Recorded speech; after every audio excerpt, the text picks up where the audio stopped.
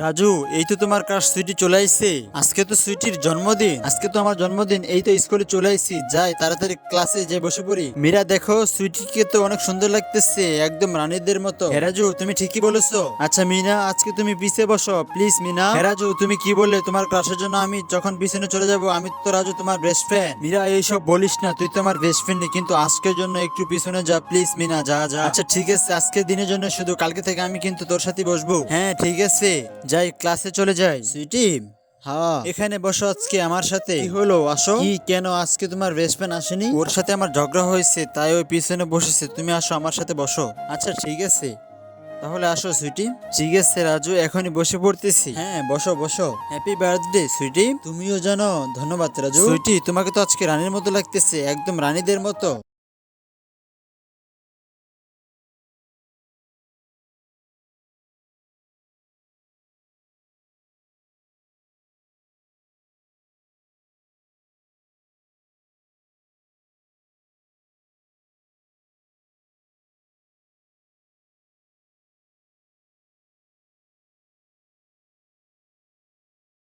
ধন্যবাদ রাজু।